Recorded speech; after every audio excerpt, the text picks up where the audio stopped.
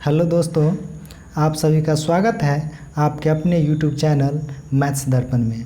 आज हम लोग एलसीएम एचसीएफ के पार्ट 2 वीडियो में कुछ महत्वपूर्ण कॉन्सेप्ट और शॉर्ट ट्रिक साथ में हम क्वेश्चन को पढ़ेंगे ताकि हम हर एक क्वेश्चन को 1 सेकेंड से 5 सेकेंड के अंदर में सॉल्व कर सकें। इससे पहले एलसीएम एचसीएफ के पार्ट 1 वीडियो को अपलोड कर चुके हैं। अगर आप नहीं देखे हैं तो उसको एक बार जाके देख लीजिए। तो चलते हैं पहले क्वेश्चन की ओर। इसलिए यह क्लास बहुत ही शानदार होने वाला है, इसलिए वीडियो को एंड तक देखिएगा। तो चलते हैं पहले क्वेश्चन की ओर। पहला क्वेश्चन आपका है, बहुत ही शानदार क्वेश्चन है और आसान क्वेश्चन है, ध्यान से इसको समझिएगा। देखिए, पहला क्वेश्चन आपका दिया हुआ है, दो संख्या का मौसो और लौसो 29 और 435 है। कितना है? 29 और 435 है। यदि एक संख्या 145 है तो दूसरी संख्या क्या होगा? तो आप जानते हैं पहली संख्या गुने दूसरी संख्या बराबर होता है एलसीएम गुने एचसीएफ। ये कॉन्सेप्ट आप जानते हैं। अब इसमें क्या होगा, आपको पहली संख्या दिया हुआ है कितना? 145।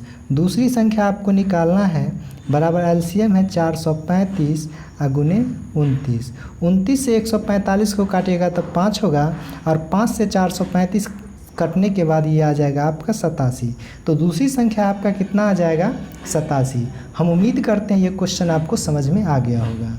तो चलते हैं दूसरे क्वेश्चन की ओर। दूसरा क्वेश्चन है आपका, ध्यान दीजिए। दूसरा क्वेश्चन दिया हुआ है,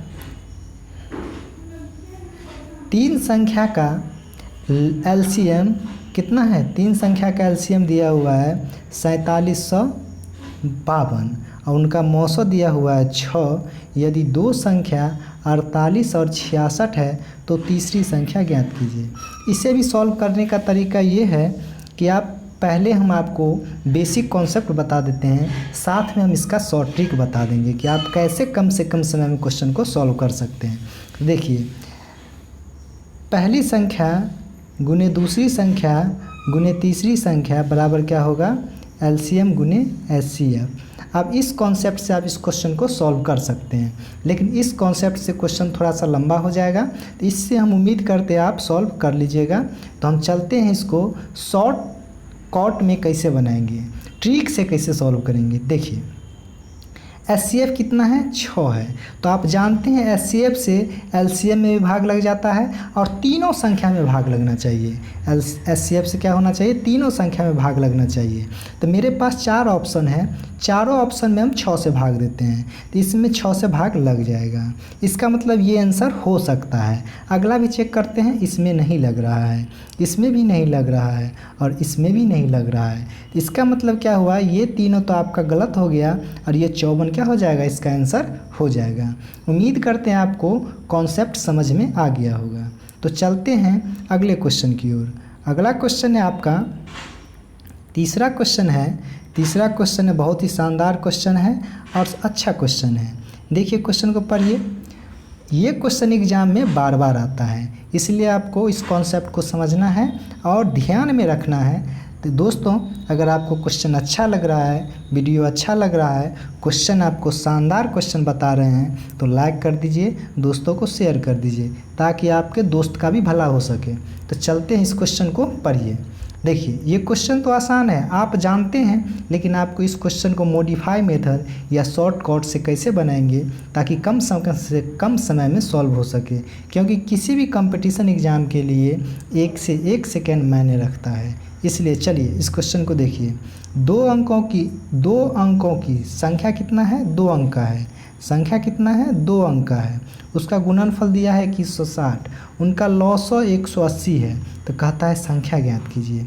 2 संख्या है, उसका एलसीएम कितना होना चाहिए? 180 होना चाहिए और गुणनफल कितना होना चाहिए? 2160 होना चाहिए। तो सबसे पहले क्या होगा, 2 संख्या आपके ऑप्शन में है, तो हम दोनों संख्या से क्या होना? एलसीएम में भाग लगना चाहिए। ये कॉन्सेप्ट आप जानते हैं, दोनों संख्या में एलसीएम से भाग लगना चाहिए। तो इससे अगर पहला ऑप्शन से हम भाग देते हैं तो क्या 30 से लग रहा है भाग? 72 से नहीं लग रहा है, तो ये तो पहले गलत हो गया। समझ में आ रहा होगा?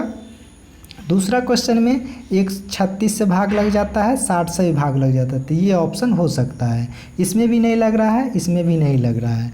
और इससे भाग देते हैं तो 45 से तो भाग लग जाता है, लेकिन 48 से नहीं लगता, तो ये भी नहीं होगा। इसका मतलब दूसरा ऑप्शन क्या है इसका सही होगा। तो उम्मीद करते हैं आपको क्वेश्चन समझ में आ गया होगा, कोई दिक्कत नहीं हो रहा होगा। तो चलिए हम चलते हैं अगले क्वेश्चन की ओर। अगला क्वेश्चन है, ध्यान दीजिए, अगला क्वेश्चन आपके स्क्रीन पे, चौथा क्वेश्चन है स्क्रीन पे, समझिएगा इसको, बहुत ही शानदार क्वेश्चन है। अच्छा, ये क्वेश्चन तो आपका रिपीट हो चुका है। अगला क्वेश्चन निकालते हैं। दोस्तों ध्यान दीजिएगा, देखिए ये जितना भी क्वेश्चन हम आपको बता रहे हैं सब एग्ज़ाम में पूछा हुआ क्वेश्चन है और एग्ज़ाम में आया हुआ क्वेश्चन है, जो बार बार एग्ज़ाम में पूछा जाता है। और आरआरबी एनटीपीसी का तो ये रिपीटेड क्वेश्चन है, इस क्वेश्चन को बार बार पूछता है, इसलिए इस कॉन्सेप्ट को और ट्रिक को आपको समझना है और कम से कम समय में क्वेश्चन को सॉल्व करना है। वीडियो एंड तक देखने के बाद आपको एहसास हो जाएगा कि हाँ, आप भी मैथ का क्वेश्चन सॉल्व कर सकते हैं। तो चलिए, 2 संख्या का लॉग 66 है और ये लास्ट क्वेश्चन है। 2 संख्या का लॉग 66 है और संख्या का अनुपात दिया हुआ है, कह रहा है योग निकालिए। तो आपको एक कॉन्सेप्ट होता है को प्राइम गुने HCF बराबर LCM, को प्राइम गुने HCF बराबर LCM। तो ये क्या है, आपका को प्राइम है, तो 2 गुने 3 गुने HCF बराबर LCM आपका 66 है। तो बताए 3 दूना 6, 6 से काटेंगे तो ये आपका आ जाएगा 11। तो क्या हुआ, आपका HCF बराबर आ गया आपका 11। HCF बराबर क्या हुआ 11, और 2 संख्या का अनुपात दिया हुआ है 3, तो 11 दूना 22 और 11 तिया 33। दोनों को जोड़ेंगे तो आपको योग निकालना है, तो योग आपका कितना आ गया 55। उम्मीद करते हैं कि आपको समझ में आ गया होगा। अगर आप वीडियो को पहली बार देख रहे हैं तो लाइक कर दीजिए, साथ में कमेंट करके बताइए कि आपको वीडियो कैसा लगा, और दोस्तों को शेयर कीजिए। अगर आप सब्सक्राइब नहीं किए हैं तो चैनल को सब्सक्राइब कर दीजिए।